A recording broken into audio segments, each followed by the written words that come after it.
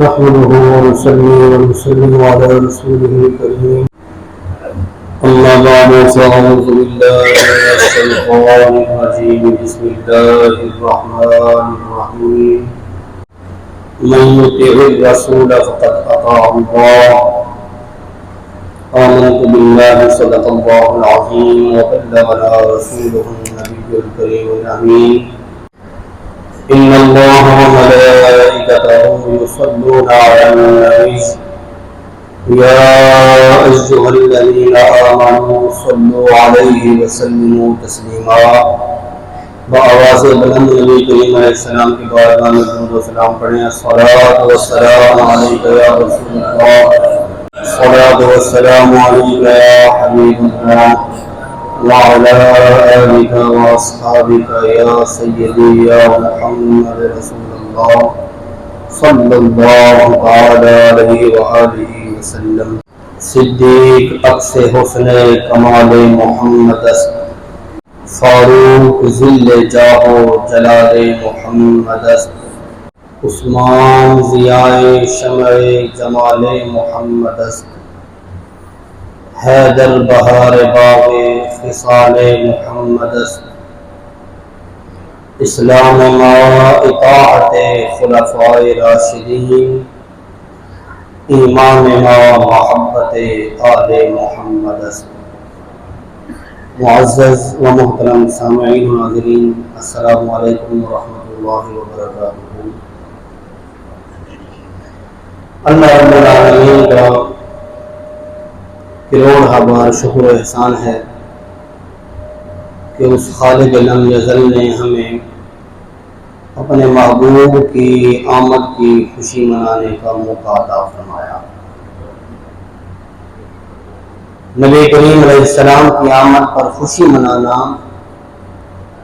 یہ ہر بندے کا کام نہیں ہے اور نہ ہی یہ کوئی عام کام ہے، بلکہ امام الانبیاء سرور کائنات آقا دو جہاں کی آمد پر خوشی منانا یہ اللہ رب العالمین سے لے کر کل انبیاء کل فرشتے اور پھر صحابہ کرام اور اولیاء کی سنت ہے۔ دعا ہے اللہ پاک ہمیں اس پاک نظریے پر کاربند فرمائے۔ امام الانبیاء سرور کائنات صلی اللہ علیہ وآلہ وسلم نے ارشاد فرمایا لا یؤمن احدکم حتی اکون احب الیہ من والدہ وولدہ والناس اجمعین۔ یہ بڑی مشہور ترین حدیث پاک ہے اور آپ نے کئی مرتبہ اس کو سماعت فرما رکھا ہے۔ نبی اکرم نور مجسم صلی اللہ علیہ وآلہ وسلم نے ارشاد فرمایا کہ تم میں سے کوئی بندہ اس وقت تک پکا اور پورا مومن نہیں ہو سکتا جب تک وہ اپنے ماں باپ سے، اپنی اولاد سے اور پوری کائنات سے بڑھ کر مجھ محمد مصطفیٰ سے محبت نہ کرتا ہو۔ یہ اس کا ترجمہ ہے۔ مگر سوال یہ ہے کہ نبی کریم علیہ السلام نے یہ کیوں فرمایا کہ مجھ سے اتنی محبت کرو، اتنی زیادہ محبت کرنے کی ترغیب کیوں دی گئی؟ نبی کریم صلی اللہ علیہ وآلہ وسلم اپنی محبت خود اور اتنی تاکید کے ساتھ کیوں حکم دیا گیا؟ مفسرین اور محدثین نے خصوصاً علامہ ملا علی قاری رحمۃ اللہ علیہ نے اپنی کتاب میں اس حدیث کے تحت لکھا ہے، فرماتے ہیں محبت کے کئی اسباب اور وجوہ ہوتے ہیں۔ کسی کو محبت ہوتی ہے علم کی وجہ سے، کسی کا علم دیکھا بہت زیادہ علم ہوتا ہے اس وجہ سے اس سے محبت ہو جاتی ہے۔ کسی کو محبت ہوتی ہے حسن کی وجہ سے، کسی کا حسن دیکھا حسن بہت زیادہ ہے تو بندے کو محبت ہو جاتی ہے۔ کسی کو محبت ہوتی ہے عہدے اور منصب کی وجہ سے کہ فلاں شخص کا عہدہ بڑا اونچا ہے اس لیے اس کا منصب بلند ہے تو اس سے محبت کی جائے۔ لہذا محبت کے اسباب ہیں اور ان اسباب کے تحت لوگوں کو کسی نہ کسی سے محبت ہوتی ہے۔ نبی کریم علیہ السلام نے اس لیے ارشاد فرمایا کہ جو بندہ مجھ سے سب سے زیادہ محبت نہیں کرے گا وہ پکا مومن نہیں ہے۔ وجہ یہ ہے کہ جتنے بھی اسباب محبت ہیں پوری کائنات کے لوگوں کو اکٹھا کر لو، مگر جتنے اسباب اتم اور اکمل طریقے پر نبی کریم کی ذات میں پائے جاتے ہیں، کسی اور کے اندر نہیں پائے جاتے۔ اگر علم کی بات ہو تو آپ علم مصطفیٰ دیکھیں، ساری دنیا کے لوگ کسی نہ کسی انسان سے پڑھتے ہیں اور علم سیکھتے ہیں، مگر امام الانبیاء سرور کائنات کے بارے میں اللہ فرماتا ہے الرحمن علم القرآن، نبی کریم کا استاد اللہ ہے۔ اور ایک حدیث کے اندر کئی کروڑ سال تک نبی فرماتے ہیں کہ میں رب سے پڑھتا رہا۔ جب دنیا کے اندر ایک قابل استاد کا شاگرد بڑا عالم بن سکتا ہے تو جو کئی کروڑ سال تک خدا سے پڑھتا رہا، بتاؤ محمد مصطفیٰ کا علم کتنا ہوگا۔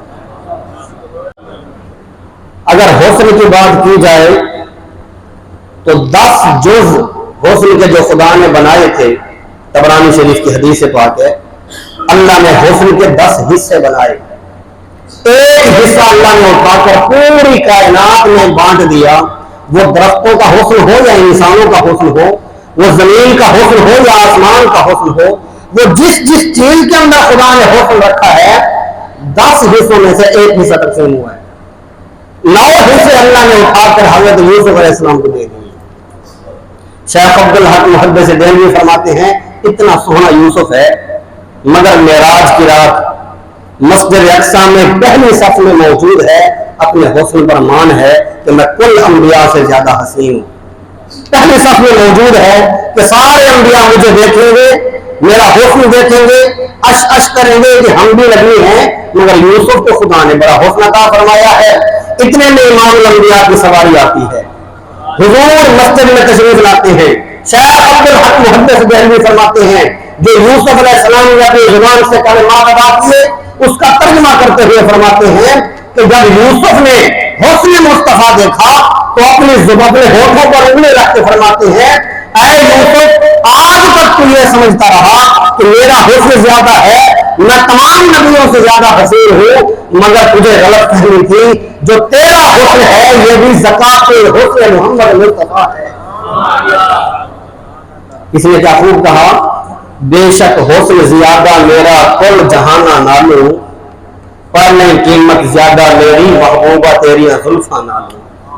یوسف علیہ السلام کی ذات کو خدا نے بڑا حسن عطا فرمایا، مگر اندازہ لگائیں کہ یوسف علیہ السلام کا حسن یہ ہے کہ اگر عورتیں دیکھ لیں تو وہ غلطی میں اپنی انگلیاں کاٹ دیتی ہیں۔ وَقَطَّعْنَ أَيْدِيَهُنَّ قرآن کہتا ہے حسن یوسف دیکھا عورتوں نے، وَقَطَّعْنَ أَيْدِيَهُنَّ وَقُلْنَا حَاشَ لِلَّهِ مَا هَذَا بَشَرًا، انہوں نے اپنی انگلیاں کاٹ دی اور کہا یہ تو کوئی معزز فرشتہ ہے، اور انگلیاں غلطی میں کٹی تھی حسن یوسف دیکھ کر۔ مگر امام الانبیاء کا حسن دیکھے، جو بھی آتا ہے گردن کٹاتا ہے، غلطی سے نہیں کٹاتا، خواہش رکھ کر کٹاتا ہے۔ اس کی طرف یہ ہوتی ہے کہ جب حسن مصطفیٰ دیکھ لیا ہے اب کسی اور کا حسن ہماری آنکھوں میں آ نہیں سکتا، ہماری زندگی حسن مصطفیٰ پر قربان، ہماری آخرت بھی حسن مصطفیٰ پر قربان۔ بلکہ بزرگ تو یہی فرماتے ہیں قیامت کا دن یہ عجیب ہی ایسا دن ہے، اس کے سجانے کا، اس کے برپا کرنے کا جو فلسفہ ہے، ہمیں یہ بتایا گیا کہ وہاں حساب و کتاب ہوگا، آپ نے بھی سنا ہے نا۔ مگر میں آپ سے پوچھنا چاہتا ہوں جو ہم گناہ کرتے ہیں یا جو ہم نیکی کرتے ہیں کیا اللہ کو پتہ نہیں ہے؟ پتہ ہے، پھر حساب کرنے کی کیا ضرورت ہے؟ جب خدا کو ہر گناہ کا پتہ ہے، ہر نیکی کا پتہ ہے، خدا بے انصافی نہیں کرتا، جس کو چاہتا جہنم میں ڈال دیتا، جس کو چاہتا جنت میں ڈال دیتا۔ قیامت کا دن برپا کرنے کی ضرورت کیا ہے؟ بزرگ اشارہ کر گئے، فرماتے ہیں خدا کو حساب کی ضرورت نہیں ہے، وہ سب کچھ جانتا ہے، مگر قیامت کا دن اس لیے سجایا تاکہ آدم سے لے کر کائنات کا آخری انسان سارے اکٹھے ہوں گے، سب کو اکٹھا کر کے میں محمد کو اپنی کرسی پر بٹھاؤں گا اور دکھاؤں گا کہ لوگوں تم دنیا میں آتے رہے، تمہارے مقاصد تمہارے حساب کے مطابق تھے، مگر دنیا میں نے اس لیے سجائی تھی تاکہ حسن مصطفیٰ دکھایا جائے۔ نعرہ تکبیر، نعرہ رسالت، نعرہ حیدری، نعرہ تحقیق، سرکار کی آمد، سردار کی آمد، مکی کی آمد، مدنی کی آمد، آمد مصطفیٰ۔ اور پھر یہ وہ چہرہ ہے، اس کی زیارت کے لیے خدا بھی انتظار کرتا ہے۔ یہ محض دعویٰ نہیں ہے یا کوئی جنونی بات نہیں ہے، قرآن گواہ ہے کہ حسن مصطفیٰ کو دیکھنے کے لیے، بلکہ علامہ فخر الدین رازی رحمۃ اللہ علیہ نے اپنی کتاب تفسیر کبیر کے اندر سبحان الذی اسری بعبدہ کے تحت بہت بہترین وضاحت فرمائی۔ فرماتے ہیں موسیٰ علیہ السلام نے 9 مرتبہ اللہ کی بارگاہ میں عرض کی تھی، یا اللہ مجھے اپنا دیدار کرا۔ 9واں پارہ گواہ ہے، دوسرا پارہ پہلا رکوع۔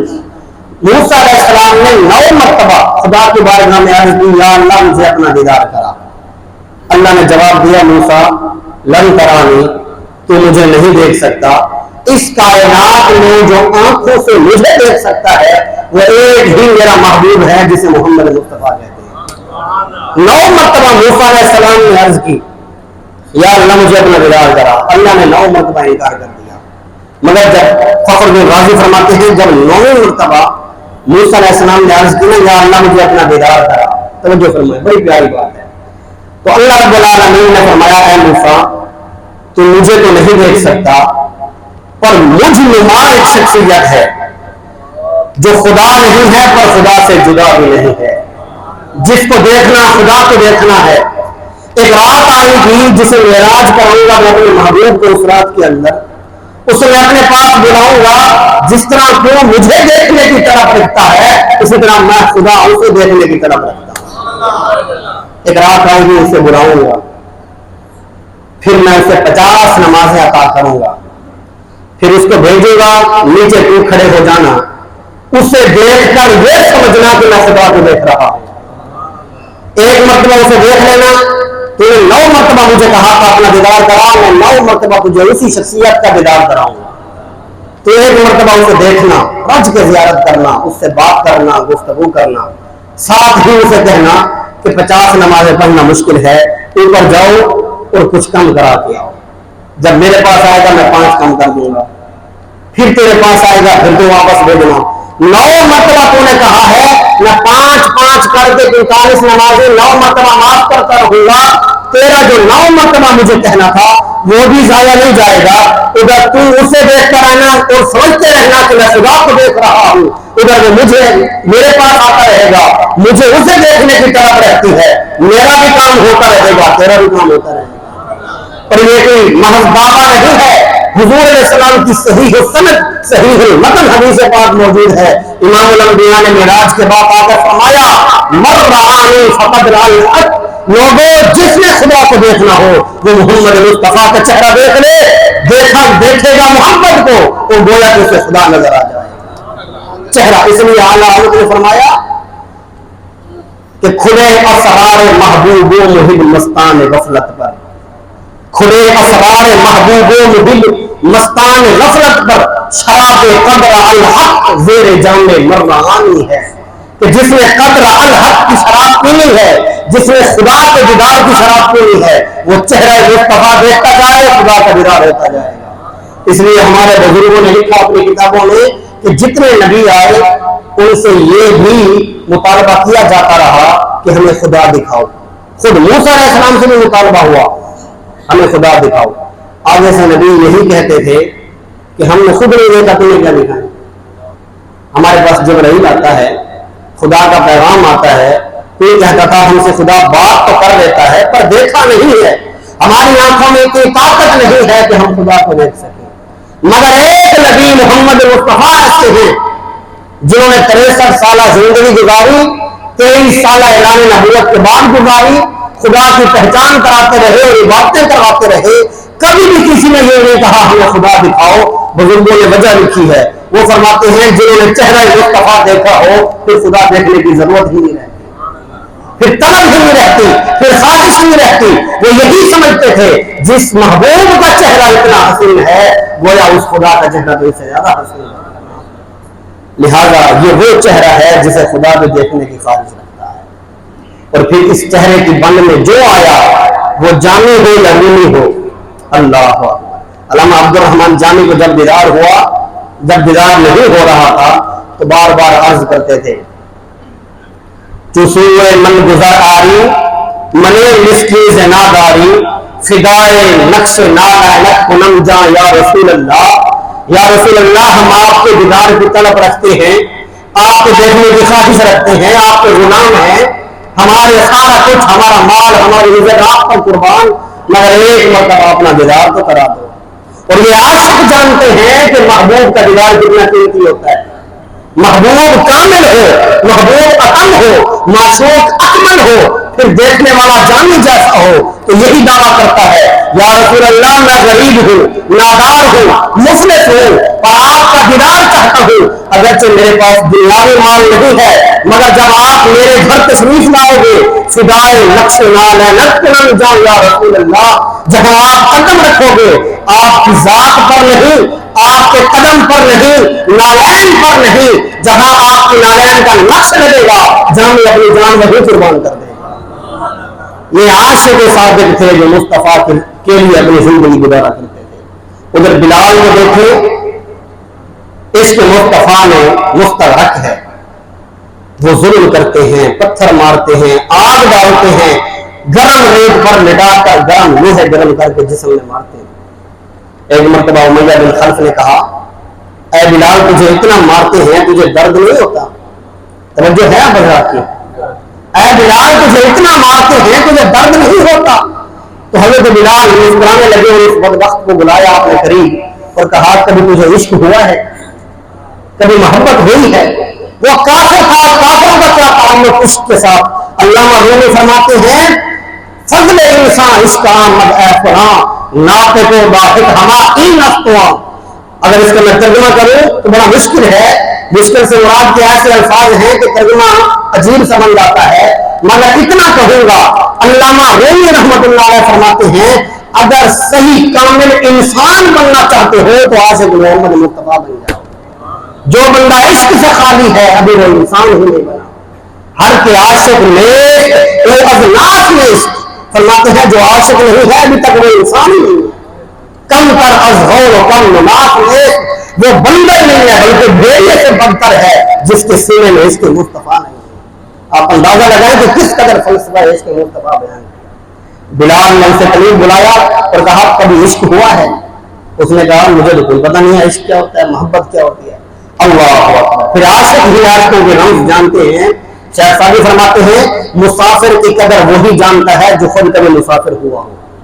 جو خود کبھی مسافر نہیں ہوا، جو ناز و نخرے پر پلتا رہا، اسے کیا پتا مسافر کو کیا مشکلات پیش آتی ہیں۔ عاشق کی تکلیف عاشق ہی جانتا ہے۔ بلال نے اسے قریب بلا کر کہا عشق ہوا ہے؟ اس نے کہا مجھے تو پتہ نہیں عشق کیا ہوتا ہے۔ پھر بلال نے کہا یہ نہ کہہ کہ تجھے درد نہیں ہوتا، جب تو مجھ پر تکلیف برساتا ہے، ظلم کرتا ہے، پتھر مارتا ہے، ظلم کی انتہا کرتا ہے، مجھے درد نہیں ہوتا۔ اور سنتا جا درد کیوں نہیں ہوتا؟ جب تو تکلیف دیتا ہے میں اپنی زبان سے لفظ محمد نکالتا ہوں، ادھر مجھے دیدار مصطفیٰ ہو جاتا ہے۔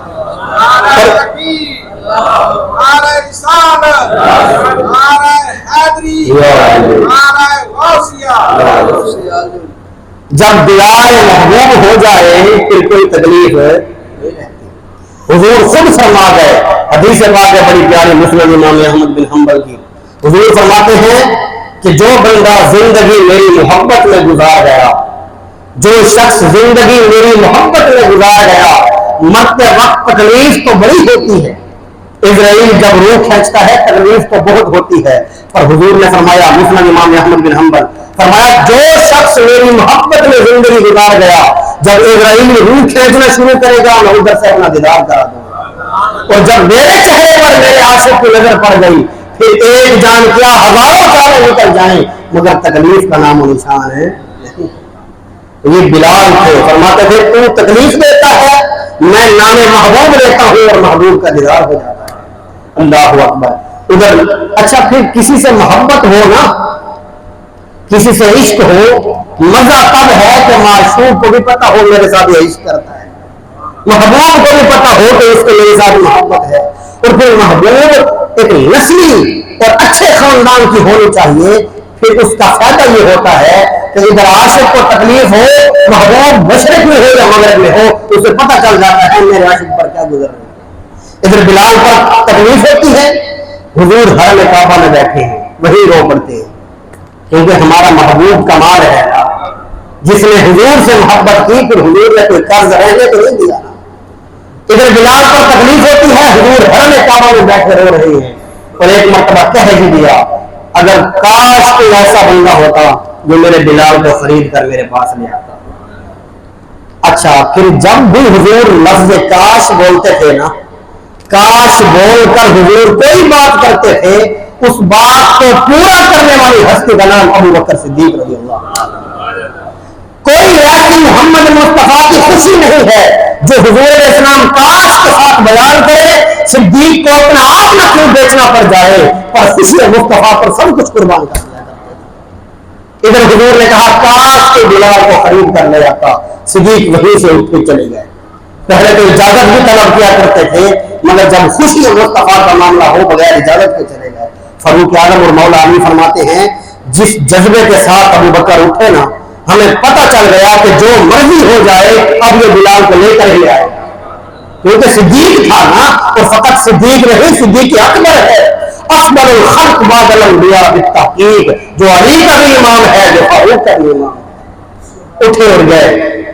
اچھا اس دور کے اندر بلال جیسے سیاہ رنگ والے اور جسم کے اوپر زخم کھا کھا کے تکلیفیں برداشت کر کر کے جسم کے اندر جو عیب پیدا ہو چکے تھے، بلال جیسے غلام کی قیمت 10 یا 15 درہم ہوا کرتی تھی۔ اس معاشرے میں بلال جیسے غلام کی قیمت کتنی تھی؟ 10 یا 15 درہم۔ درہم چاندی کے ہوتے ہیں، دینار سونے کا ہوتا ہے، 15 درہم صرف قیمت تھی بلال کی۔ مگر جب صدیق اکبر وہاں پہنچے اور کہا اے بدبخت ظلم بند کر دے، اس کو میں خریدنا چاہتا ہوں۔ اس نے کہا خریدنا چاہتا ہے، اور میں خریدنا چاہتا ہوں۔ اس نے کہا قیمت دے دے گا، فرمایا قیمت بتا۔ اب آپ توجہ کریں کہ صدیق قیمت کیسے لگا رہے ہیں، اور ساتھ بتا رہے ہیں کہ جس چیز میں محمد مصطفیٰ کی خوشی ہو، کائنات بیچنے پڑ جائے، وہ خوشی تم حضور کو لا کر دے۔ اب 15 درہم کہاں، 40,000 دینار کہاں؟ یقین کریں اگر 40,000 ایک دینار کے 15 درہم آ جاتے ہیں۔ اس نے کہا 40,000 دینار لوں گا، ایک روایت کے مطابق 4,000 بھی آتا ہے پر وہ ضعیف ہے، 40,000 دینار لوں گا، اور اے ابو بکر جو تیرے پاس تیرا غلام ہے وہ بھی لوں گا، وہ لکڑی کا کام جانتا تھا، اس کی بیوی بھی ساتھ لوں گا، اس کے بچے بھی ساتھ لوں گا، 40,000 دینار بھی لوں گا، پھر جا کر بلال تیرے حوالے کروں گا۔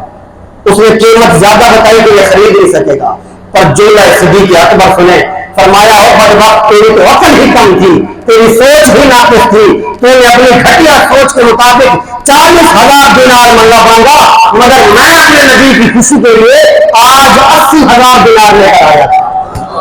تیری تو سوچ ناقص تھی، کم تھی۔ 40,000 دینار دیا اسے۔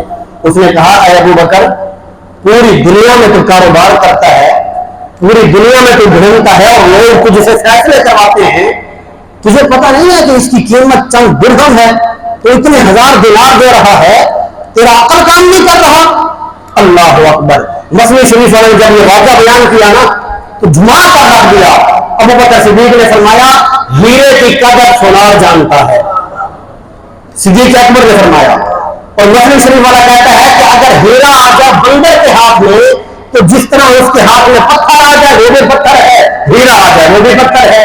ابو بکر صدیق نے فرمایا اس کی قیمت ہم جانتے ہیں، بندر کو کیا پتا بلال جیسے ہیرے کی کیا قیمت ہے، تو بلال میرے حوالے کا۔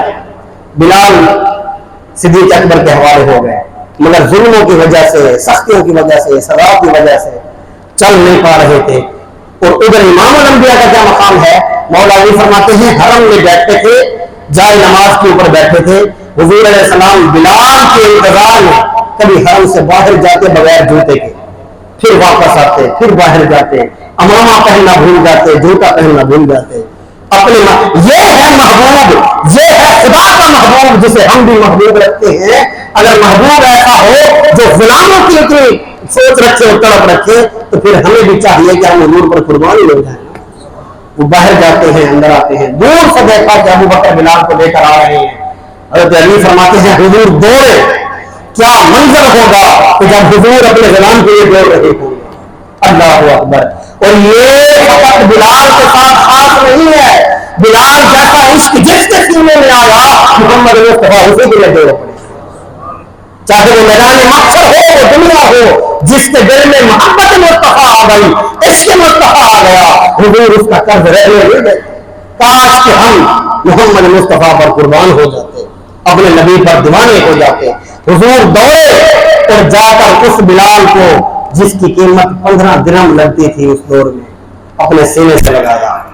یہ کوئی سینہ عام نہیں ہے، یہ وہ سینہ ہے جس سینے سے فیض لینے والے کوئی صدیق اکبر بنے، کوئی فاروق اعظم بنے، کوئی عثمان غنی بنے، کوئی حیدر کرار بنے، اسی سینے سے فیض لے کر کئی سو سال بعد آنے والے کوئی داتا علی حجویری بنے، کوئی غوث اعظم جیلانی بنے۔ یہ وہ سینہ ہے جس سینے کو خدا نے الگ نشرہ کہا، مگر بلال نے عشق بسایا، محبوب نے سینے سے لگایا، اور اپنے سینے سے بھی لگایا، سینے سے لگا کر اپنی وہ چادر جس کی قسم رب قرآن میں کھاتا ہے، اس چادر سے کبھی چہرہ صاف کرتے ہیں بلال کا، کبھی رخسار صاف کرتے ہیں، کبھی اس کے کپڑے صاف کرتے ہیں۔ قربان جائیں بلال تیرے مقدر پر، جس کے دیدار کے لیے ہم ساری زندگی تڑپ گئے، اس کی چادر سے تیرا چہرہ صاف ہو رہا ہے۔ اللہ اکبر۔ پھر حضور نے اپنے ہونٹوں سے حضرت بلال حبشی کو بوسے دیے، کبھی گردن چومتے ہیں، کبھی رخسار چومتے ہیں، کبھی جناب والا ماتھا چومتے ہیں، اور پھر ایک سائڈ سے صدیق اکبر نے کندھا دیا، دوسری سائڈ سے حضور نے کندھا دیا، کیونکہ بلال حبشی چل نہیں سکتے تھے نا سزا کی وجہ سے، وہ لے آئے۔ اللہ اکبر۔ اب توجہ فرمائیں، جب حضور بلال حبشی کو لے آئے نا حرم میں، تو حضرت بلال حبشی نے ایک بات کہی، فرمایا عرض کی یا رسول اللہ صلی اللہ علیہ وسلم، یہ میری اتنی زیادہ قیمت ادا کر دی ہے، میری اتنی قیمت ہے تو نہیں، میری قیمت تو درہم کے اعتبار سے بھی چند درہم ہے، ابو بکر نے اتنے زیادہ اس کا مال دے دیا، اپنا غلام بھی دے دیا، اس کی بیوی بھی دے دی، بچے بھی دے دیے، اتنے ہزار دینار دے دیے، یا رسول اللہ میری تو اتنی قیمت نہیں ہے۔ تاریخ گواہ ہے اور حدیث کی کتابیں گواہ ہے، حضور کانپ گئے اور طرف اٹھے، فرمایا ہے بلال تجھے بھی پتہ نہیں تیری کتنی قیمت ہے، ابو بکر کو بھی پتہ نہیں تیری کتنی قیمت ہے، قیامت کے دن خدا بتائے گا بلال تیری کتنی قیمت ہے، تیری قیمت تو کوئی جانتا ہی نہیں تیری قیمت کتنی ہے۔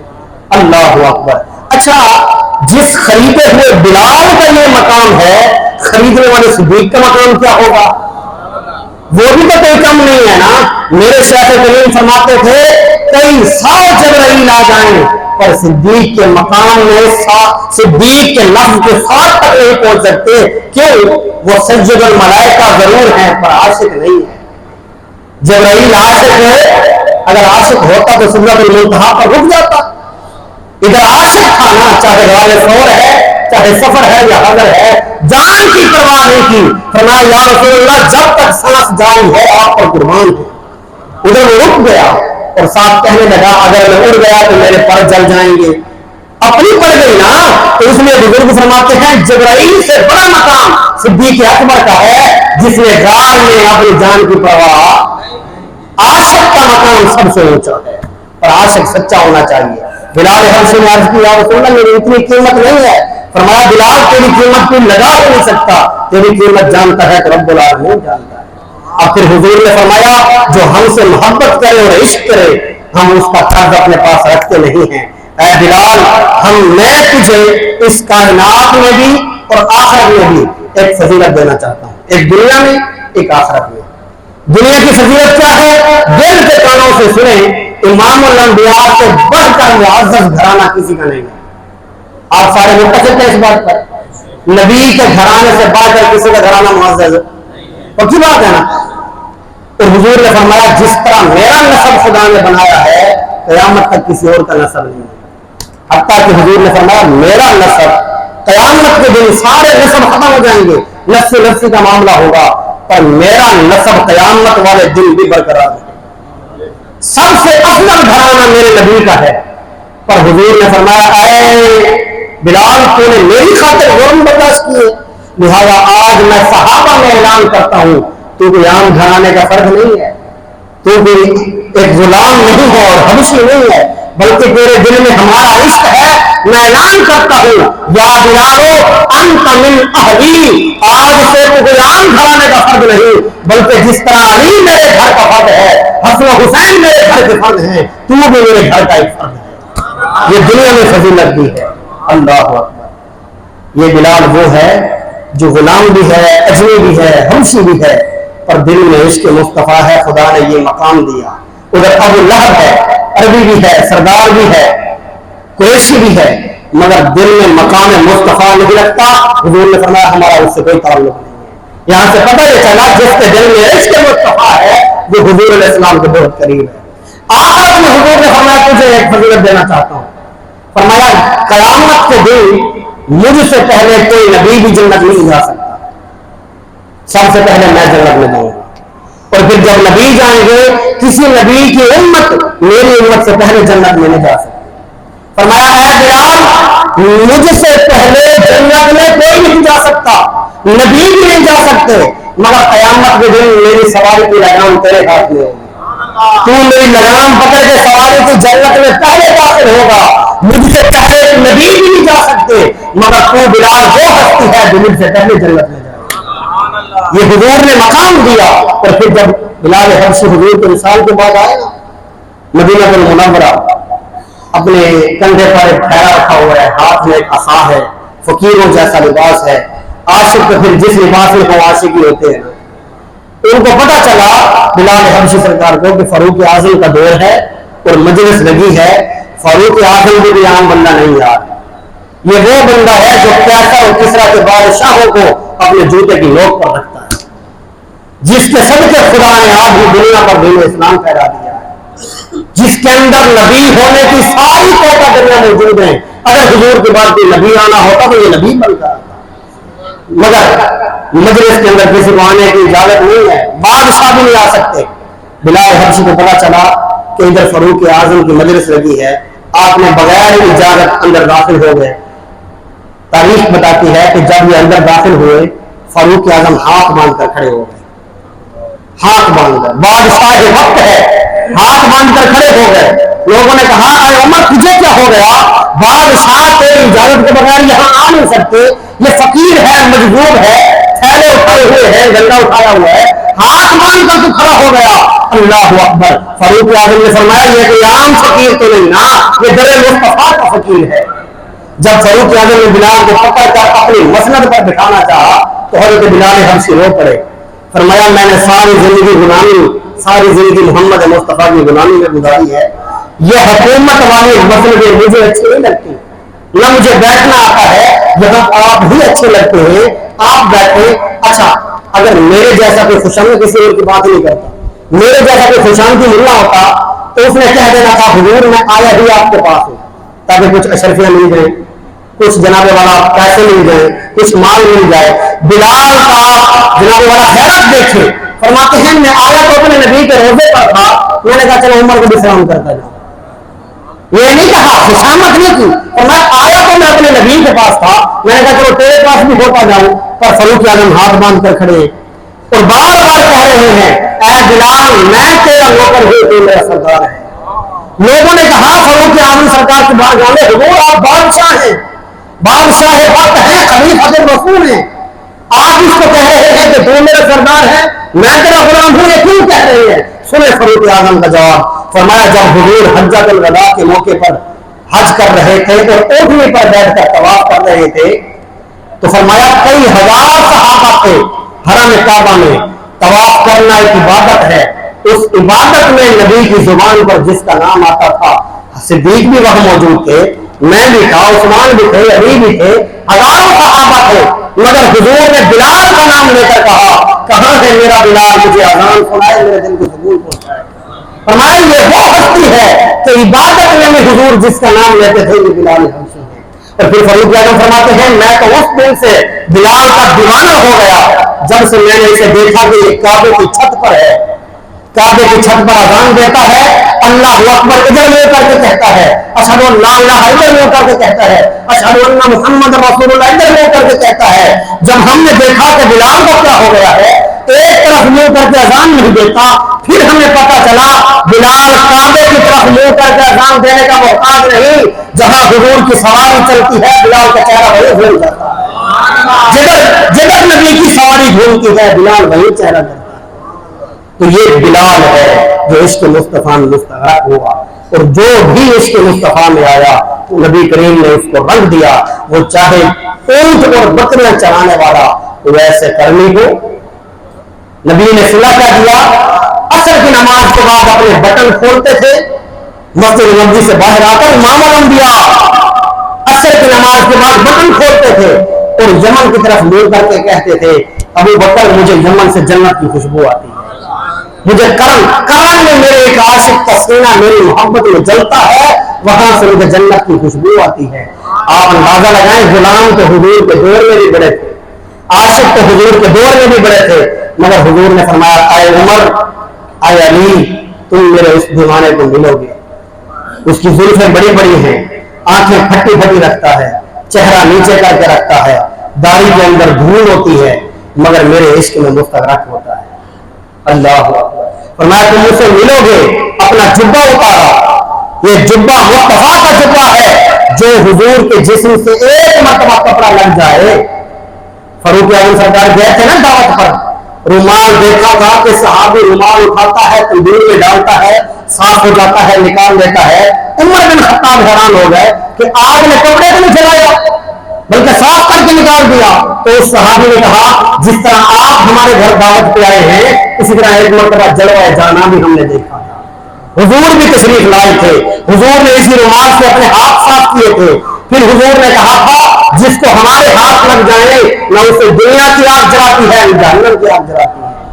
ہم اس دن سے اس رومال کو دھویا نہیں کرتے بلکہ تندور میں ڈال دیتے ہیں. یہ تندور اس کی میل کو صاف کر لیتا ہے, ہم دوبارہ واپس نکال لیا کرتے ہیں. جبہ اتار کر دیا علی اور عمر کو, کہا جانا وہاں یہ اونٹ چراتا ہوگا حاجیوں کے, یہ دیوانہ ہے, مستانہ ہے, وہاں توجہ کرنا. امام الانبیاء عزت کتنی دے رہے ہیں.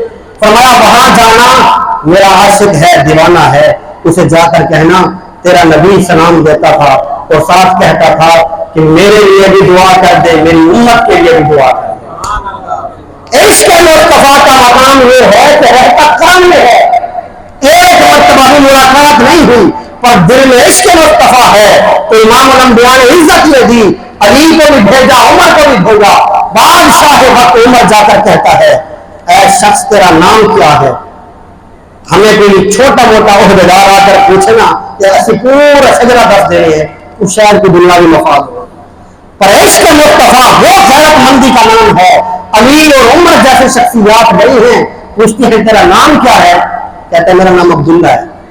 اپنا سیدھا نام نہیں بتاتا تاکہ حق ضائع نہ ہو جائے, میں اپنے محبوب کی یاد سے غافل نہ ہو جاؤں. اتنی بڑی ہستیوں کے ساتھ بات کرنا گوارا نہیں کرتا. یہ اتنی دھج کہاں سے آئی, اتنی شوکت کہاں سے آئی, اتنی جناب والا مستغرقی کہاں سے آئی. یہ مصطفیٰ کی محبت ہے. حضرت عمر نے 2 مرتبہ پوچھا تیرا نام کیا ہے, نہیں بتایا. علی نے فاروق اعظم کے کندھے پر ہاتھ رکھا اور کہا اے عمر یہ عاشق مصطفیٰ ہے. تو عاشق مصطفیٰ کسی کی پکڑ میں نہیں آتا. ایک مرتبہ مجھے سوال کرنے دے, شاید میں اس کا اصلی نام نکلوا لوں.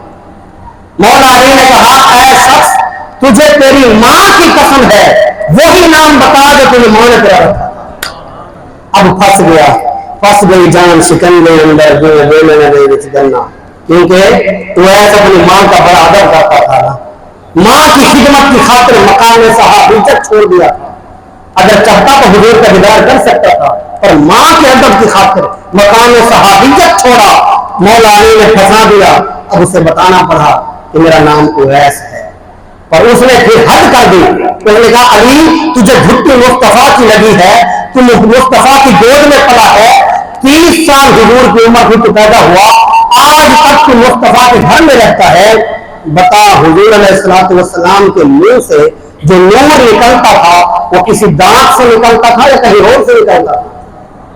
علی حیران کے ساتھ ہم رہے, نشانیاں یہ بتا رہا ہے.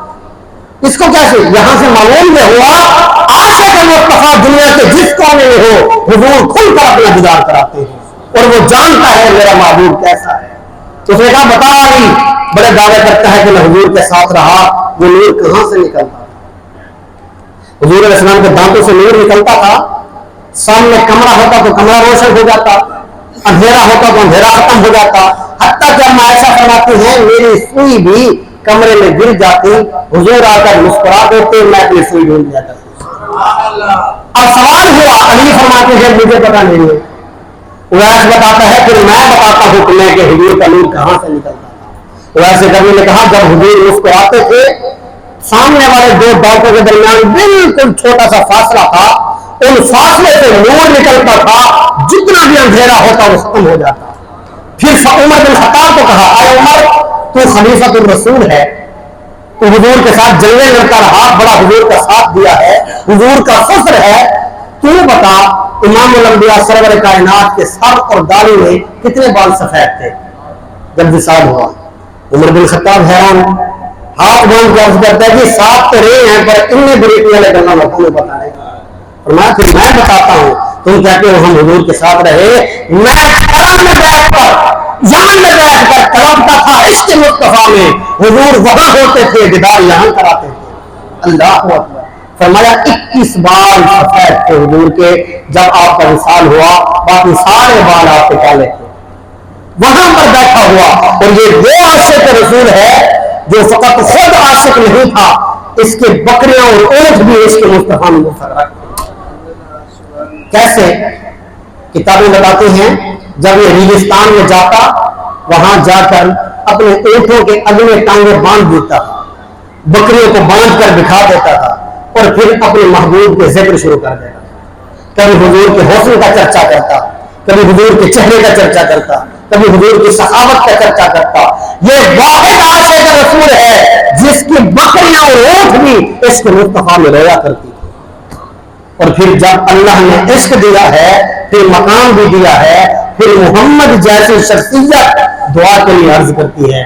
بہرحال میں اتنا کہوں گا، اتنا میری ساری تقریر کا خلاصہ ہے کہ لوگوں اس کائنات میں مصطفیٰ کی محبت کے سوا کچھ نہیں۔ دل یاد لئی بنایا ہے، تعریف لئی زباں، اکھیاں بنائیاں سوہنے دے دیدار۔ ہمیں اس کائنات میں بھیجا ہی پہچان مصطفیٰ کے لیے گیا ہے۔ ہمارا ایک ایک وقت، ایک ایک لمحہ، ایک ایک منٹ اپنے نبی کی یاد میں گزرے، اپنے نبی کی محبت میں گزرے۔ یقین کریں اپنے بچوں کے سینوں کو بھی عشق مصطفیٰ سے معمور کریں، پھر فائدہ یہ ہوگا۔ علامہ جلال الدین سیوطی رحمۃ اللہ علیہ جس طرح فرماتے ہیں کہ تم قبر میں بعد میں جاؤ گے، محمد مصطفیٰ پہلے تشریف لے آئے گا۔ لہٰذا ہم سچے، اللہ رب العالمین ہمیں سچا عاشق مصطفیٰ بنائے، سچا محب مصطفیٰ بنائے، سچا غلام مصطفیٰ بنائے۔ اللہ پاک ہماری زندگی کا ایک ایک لمحہ اپنے نبی کی محبت میں گزارنے والا بنائے۔ وما علیہ الا